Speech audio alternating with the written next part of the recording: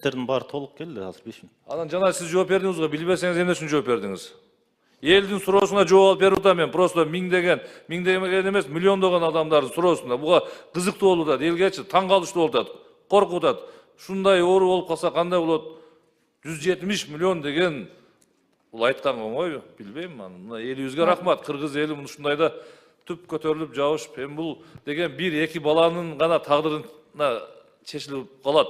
Калганычы келечекте, Кудай сактасын. Наргиз айым, сиз жооп берсеңиз, Кыргыз фармациясынын директорунун Бардыгы орунбасары. жооп бергенде карап атабыз, талапка жооп берип атат, аракет кылып атабыз деген менен эмне болот эми ушу менен? Уруксат берсеңиздер ушу. Каршылап жооп бербейсизби? Боло турган болот, болбогон болбойт, жогун жок деп. Коздай бересиңер бардык нерсени. Саламатсыздарбы, урматтуу депутаттар, ушул вопроско, суроого жооп берип кетейин. Сиз айтып аткан жана спинально-мышечная атрофия деп, оорусу, сыма деп былтыр фонд высоких технологийдан 100 миллион бөлүнүп берилген. Биз каралган каражатка 240 флакон деп алып келип бергенбиз. Ал 8 балага жеткен болчу. Риздиплам деген дары каражаты, торговый названиясы Евризди деп. Жылдын аягында ошо сэкономленный акча каражаты деп дагы 100 миллион бөлүнүп берилди, дополнительный каражат. Ага дагы 240 флакон азыр 8 балага алып келип берип, түшүрүп, Энсомитке тапшырып берип атабыз. Ошондо былтыркы 24-жылдын ичинен 480 флакон Риздиплам дарысы алып келип толук берилди, 200 миллион сом каражатына. Сыма оорусунабы? Сыма оорусуна. Зол сыма деген. Жок, Риздиплам деген дары каражаты. Евризди. Жок, заменитель эмес, бул оригинал. Запатентованный, оригинальный ушул эле дары каражаты кетет дүйнө жүзү боюнча. Бул оригинал. Анан азыр мына биздик жанагы бөбөктөр кайсы жакка барганда азыр? Кайсы мамлекетке барып ушул дарыны? Муну биздин өзүбүздүн эле Энсомиттен барып алып, дарыланып келатышат. Риздиплам деген дарысы запатентованный, оригиналдуу дары. Швейцариядан чыгат. Сыма деп ошо. Сиз башка эле Жок. Жооп берип атасызбы? Ошол эки сиз айтып аткан дары, сиз аналогду айтып атасыз, мен оригинал дарысын айтып атам. Сыма деген спинально-мышечная атрофия деп биз бир эле дары жөнүндө. Мен башкача айтып аткан жокмун эч убакта. Сиз түштөн кийин келип алып, башта айландыра бербесеңиз өзүңүздүн туура көрүп. Наргиз айым, ошол дары берип атпайм суроону. Карганбек Кочкорбаевичка. Анда угуп туруңуз. Запатентованный оригинал дарысын алып. Анда угуп туруңуз. Башынан суроо берем сизге. Учурда коомчулуктун жардамы менен Хамза, Аслан, Байханга акча чогултуп жаткан. Бул сейрек кездешчү сыма деген оору кандай оору экен деп. Ошол ооруга керектүүчү зол сыма деген кымбат дары кандай дарыны тактадыңыздарбы дейм. Ушул дары менен айып кетишине кепилдик бересиңерби десем, сиз баягы 480 флакон алып келдим, анан муну алып келдим, 100 миллион бөлүндү. 100 миллиону кайсыга бөлүндү? Сом менен айтып атасызбы, доллар менен айтып коюң. Бул жерде 2 миллион доллар жөнүндө сөз болуп атат. Бир дары 2 миллион доллар болуп атат. Так жооп бериң эми. Бир флакону. Кимиңер жооп бересиңер? Наргиз айым, сиз айткан азыркы дары дармек. Ушунду үйрөнүп калган. Смага берилген биздин айландырып жооп берип туруп, ушул элдин башына айландырып туруп кетип каласыңар. Елде башталат. Арзан эле турбайбы, дары ушул жерде бар турбайбы, даяр экен деген сөз чыгат. Сиз мага так жооп бериң. Мына Хамза, Аслан, Байханга керектелүүчү болуп аткан сыма деген ооруга зол сыма деген кымбат дары боюнча айттым мен сизге. Так жооп берсеңер. Туура суроо берип атасыз. Ошо сыма дегенге дүйнө жүзү боюнча эки эле ошо дары колдонулат. Сиз айткан дары, анан Риздиплам деген дары мындай доказательный медицинада экөө колдонулат. Анан жанакы зол мигрен, бул дары каражаты өзүнүн эффективнүүсүн көрсөткөн эмес, Риздиплам көрсөткөн запатентованный оригиналный дары деп Швейцариядан чыккан. Ошо дары каражатын Кыргыз фармация аркылуу 24-жылы 200 миллион сом каралып, ошо дары каражаты алынып келип берилди.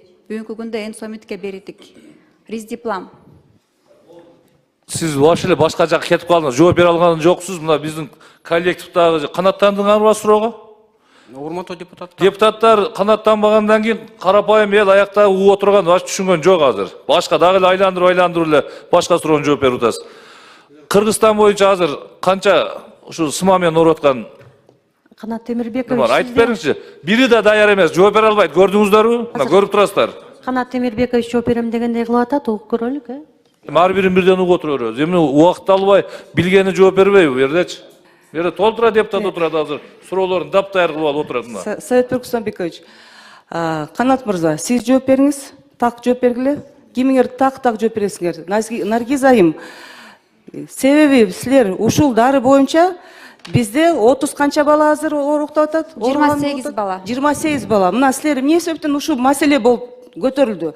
8 балага эле силер бир бул дарыларды алып бердиңиз, кайра да алып бердиңер, кайра да 16 плюс да 8 балага. А калган балдар эмне болду? Жетпей калды. Ошондуктан бул балдар аргысы ушундай реклама менен чогулдатат бул акчанычы. Себеби деген башка балдар деле да калып калды да. Силер ошолорду так аныктабай, ошондуктан силер ушул дарыларды толук алып берген жоксуңар. Эгерде алып бергенгерде ушундай маселе болмок эмес да. Жок, бул жооп бере албайт ба? Айландырып эле унутуп жөн эле элементарный суроо жооп бере албай атат. Каяктан алып балдар азыр барабы ошол мамлекетке барып сайдырып келеби, же ушул жерден эле дарыны алып келип алып саябы десем, айландырып атат. Кыргызстандан Энсомиттен алып атышат бул дары каражатты. Мына жыйналып аткан акчага ушул жерден алышабы? Ооба, биздин Мына эл жыйнаган акчага, эл жыйнаган. Өкмөт бизден бюджет бөлүнүп Мен сизге дагы үчүнчү жолу суроо беремби кайра? Мен сизге кыргызча суроо берип атам. Учурда коомчулукта жардам менен Хамза Аслан Байканга акча чогултулуп жатат. Ушул чогултулган акча боюнча балдар дарыны кайсы жерден алып туруп, уколду кайсы жерден алат деп атам. Тиги чет өлкөгө барабы, же уколду алып келип бере саябы деп эмне эле айландырып атасыз кайра? Урматтуу депутаттар, мен жооп берсем болот го, уруксатпы ушул суроого? Мен Жооп бериңиз. Нышанбаев Мирбек, дары каттоо бөлүмүнүн башчысымын департаментте.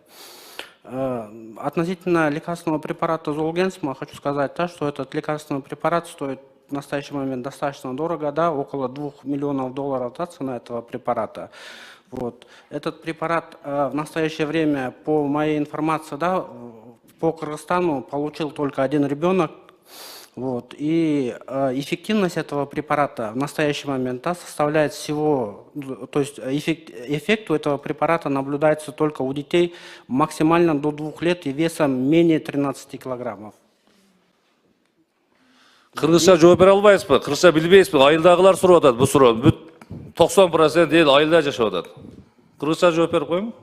Түшүнүктүү болсун. Элдин суроосуна жооп алып берип атабыз. Бул өзүм үчүн алып аткан жокмун мен. Эл ушуга аябай кызыгып калды.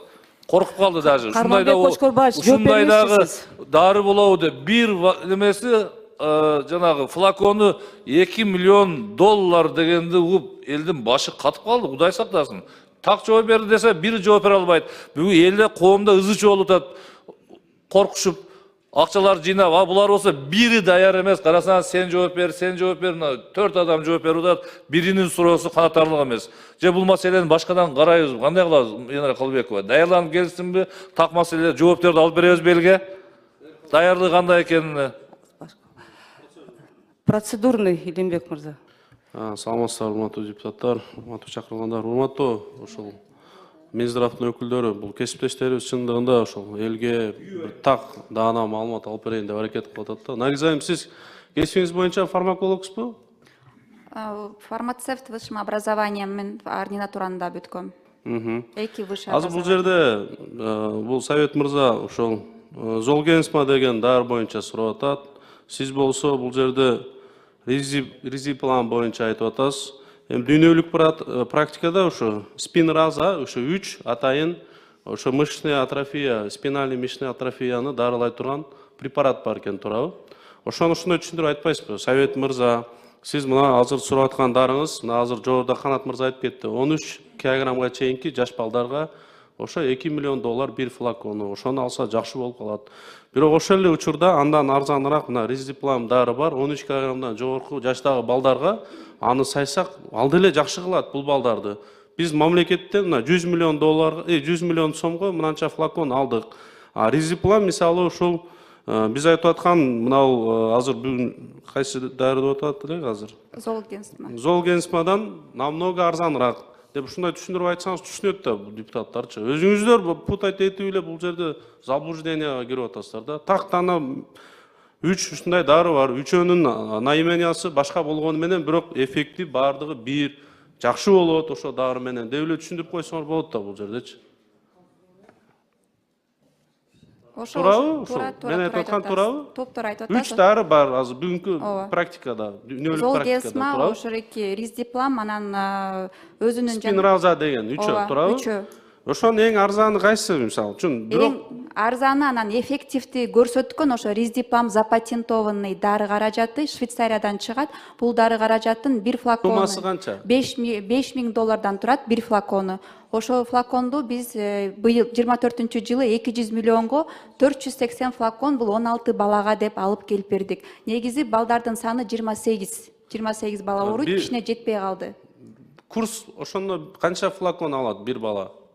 Аны Курс лечениясы. врачтар аныктап бериш керек, канча кетет экенин. Ошо 240 флакон 8 балага эле кетет экен. 240 флакон 8 балага. Биз 480 флакон алып келип бердик 16 балага. А баланын саны 28 экен. Протоколду так билбейсиз. Врачтар айтып берет го. Эми мындайда азыр бул жерде коомдо ушундай бул резонанстный иш болуп, мына учурдан пайдаланып элибизге дагы ыраазычылык билдирсек, андай туура болот. Элибизден айлансак аздык кылат экен. Мына азыр 2 миллион эмес, 3-4 миллион кийинки 3 балага чейин азыр жетип атат каражат. Ошондуктан эми сиздер ушул тармакты бир күрөйт эткен министрлик катары сиздерде жок дегенде ошол депутаттар сурап калышы мүмкүн дегендин негизинде бир маалымат даярданып келишиңер керек эле да. Бул жерде силердин ошо даярдыгыңардын жоктугу, маалыматтын жоктугун так даана көргөзүп турасыздар бүгүнчү. Ошондуктан эми мындай нерсеге кайдыгер карабаш керек, урматтуу ошол Минздравдын өкүлдөрү. Элибиз эми сиздер бул нерсеге так даана бере албай атсаңыздар жоопту. Алар кимден бир ответ алат, түшүнбөй калдым. Анан урматтуу ушул дагы Минздравдын өкүлдөрү, бул диагностика бүгүн барбы бизде? Мисалы скрининг метод менен, мисалы внутриутробный билсек болобу ушул балдарды, мисалы үчүнчү? Утробно биз биле албайбыз, ошондуктан төлөрүгүнөн кийин билип жатабыз. Азыркы учурда бул жылы биз планыбызда пренатальный скринингти киргизгенге жумушубузду баштаганбыз, процесс жүрүп жатат. Биз ошол кезде пренатальный скринингте төрөлгөнгө чейинки балдарды толук түрдө изилдөө жана кайсыл багытты изилдөө боюнча толук маалыматтарыбызды чогултуп алып, бул жылы ишке ашырганы, жылдын акырына чейин ишке ашырабыз буюрса. Карман Кочкорбаевич, чындыгында мына комитетке келип атканда биз дагы атайын убактыбызды бөлүп, бул жерде кесиптештерим келип атат. Бир жакшыраак даярданып келсеңер да, мындай жетишерлүү деңгээлде жооп ала албай атабыз, мына так тааначы. Ошон үчүн мындай туура түшүнбөчүлүктөр келип атат. Советбек мырза. Мен жыйынтыктап коеюн, Венера Калбековна. Мына азыр Илимбек Кубанычбекович булар жооп бере албаган суроого элге жооп берди. Жооп алып берди да, бир жакыныраак кылып, чындыкка жакындатып туруп. Бул маселени башкадан караш керек. Бул оюнчук эмес. Өтө шашпай, талкуулап туруп, булар дап-даяр болуп келсин. Анан кийин мына үчүнчүдөн мына айтып атат 5000 доллардан ошол эле немени берет, действияны 13 килограмм жогору жагы деп атат. Мына элге жана мындай кылып айтпай, башкача кылып айтып, биринен бири эсти болуп барды, элдин башын анан айландырат. Азыр эл түшүнбөй калат дагы айтат. 5000 долларлык дары болмок экен. Эмне үчүн бул 2 миллион бир флаконду 2 миллионго алып атабыз. Ага деген маселе жаралат да, тиги 100 миллионго келип муну мамлекет эле өзү карап кое турган маселе экен, туурабы? Мамлекет күчү Кудайга шүгүр кенен жетет. Болгону 28 бала экен. 5000 доллардан болсо бир немеси флакону.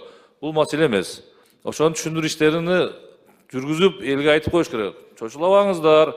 Кээ биркиде могул 3 дары, Золгесмадан чыкар 2 дары бар. Резден дейби? Рездеплан. Ушул дагы бирөөсүнүн спинраза деген. Бул дагы ошолордун заменители, кыжылат болбогула деп. Көп чочулап калды деми 2 миллион бир флакон дегенден элдер бардыгы паникага түшүп калат. Ошон үчүн суроолорго так жооп беришкен жок. Башта айландыштар, кимсар бирдемкени айтып атат. Илимбек Кубанычбековичке рахмат. Элге башкадан жакшы так жооп алып берип коелу эми бүгүн. Булар кандай болду? Кийинкиге калтырыш керек. Советбек мырза, биз элибизге рахмат айтып коелу. Мындай мезгилде ушул түп көтөрүлүп 20 сомдон баштап жанагы аз камсыз болгон үй бүлөдөгүлөр, жанагы инвалиддик коляскада отургандар келип атат, көрүп атасыздар, жанагы кичинекей бөбөк, жанагы капелка чогулткан балдар, алар кылып Кудайга шу көрсөң көз кубанат. Эми бирок Кудай сактасын, мындай оорулуга эч ким оорубасын. Эми элдин мына президент өзү баш болуп, андан жанагы балдар, активисттер бүт шаарларда, айылдарда түп көтөрүлдү. Мындай өзү тарыхта биринчи жолу болду мен билгенден. Дайыма мындай боло бербейт. Ошон үчүн бул Калбековна өзүңүз карап, башкадан ушул сыма боюнча, дарылар боюнча карап чыгып, башкадан так маалымат алып бериш керек, элге жеткириш керек, башкадан өткөрөбүз. Рахмат. Саатбек Рахмат. Рустамбекович, Көп бурганыңыздарга. Мына суроолорго мен канааттанган жокмун. биз кыргыз формация боюнча дагы бул маселени ойлойбуз.